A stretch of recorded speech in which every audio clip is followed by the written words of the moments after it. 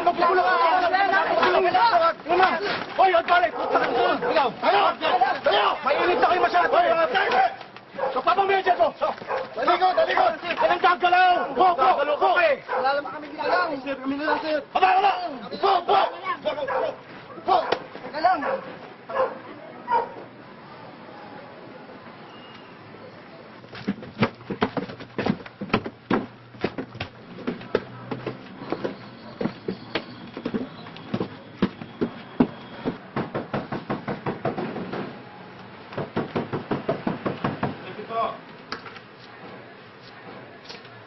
Sutswara kami. May hanapin kami sa bahay niyo.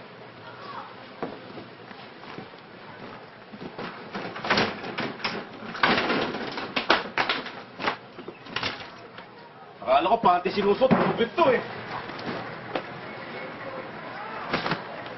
Yung gamit ko! Ano ba dyan?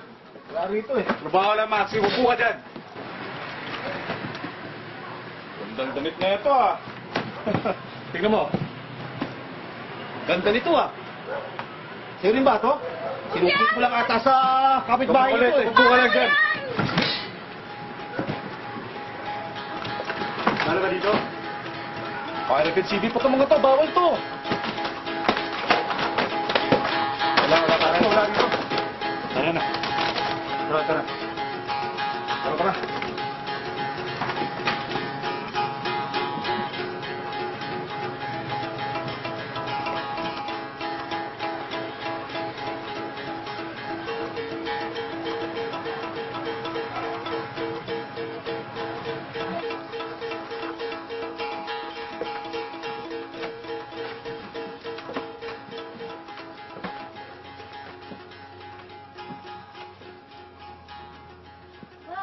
Pa, ano ba nangyari? Sabihin niyo naman sa akin.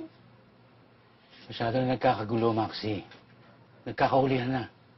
Ang dami nang kumakanta, pati Kuya Bogs mo nadamay na. Ha? Ano nangyari kay Kuya? Anong nangyari? Yun, hinuli ng magaling mong Victor. Pero gagawa ko ng paraan. Bubugbugin niyo siguro, no? Hindi. Hindi namin siya bubugbugin. Papatayin niyo. Alam mo ba, nakakasuhan ng pagpatay ang Kuya Bogs mo dahil may witness daw. Pero si Kuya Boy dapat. Kuya Boy dapat. Siguro may sinabi ka sa pulis na yun, no? Hindi na ako aalis. Hindi. Doon ka. Mas ligtas ka doon. Tara. Di naman ako uulihin eh. Babantayan ko kayo. Anong babantayan? Babantayan mo yung Victor mo. Wala akong kasalanan. Kayo ang may kasalanan. Tumahimik ka nga. Naghihintay na ang tiya mo. Tayo na. Di na ako pupunta doon. Dito na lang ako.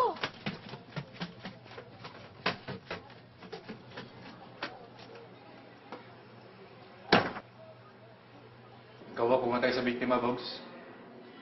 Pwede ka mabitay. Hindi ako.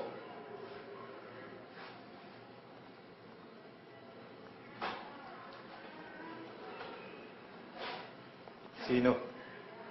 Tatay mo? O kuya mo? At ba ako tinatanong nyo, di ba trabaho niya yan? Kayo kaya mag-imbestiga? Kapin mo na ako. Oh. Ano pang hinihintay mo? Ano? Kailan mo pa ako upakan? Ha? Ayan, pwede na. Wala nang tao. Pwede ka nang gumanti. Masaya ka na?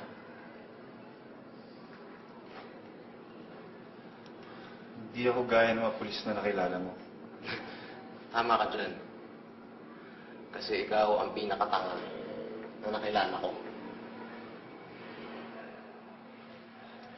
May atraso ka pa sa akin. Kay Maxi.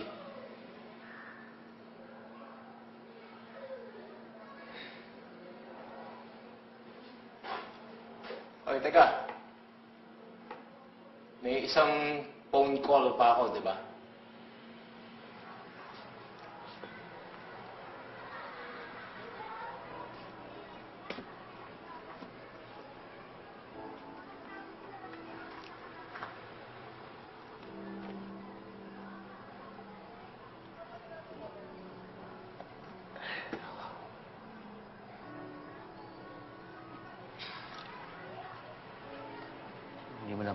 naiisip, Maxi.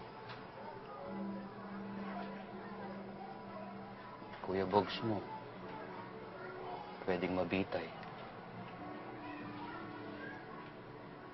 Pa. Bakit ganito tayo? Dati naman, hindi ka nagreklamo. Nung dumating lang yung Victor na yan, minaliit mo na yung pamilya natin. Kung nabubuhay ang nanay mo, gagalit din yun sa'yo. Pinagpalit mo na ba kami? Pa. Gusto ko lang naman yung tahimik buhay natin eh.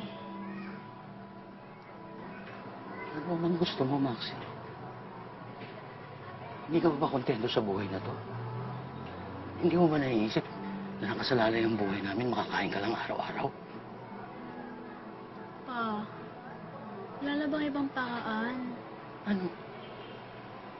Papasok ako sa factory. Kakayod na parang kalabaw. Sa katiting na sweldo. Tapos may magkakasakit. Tapos hindi ako makakapagbayad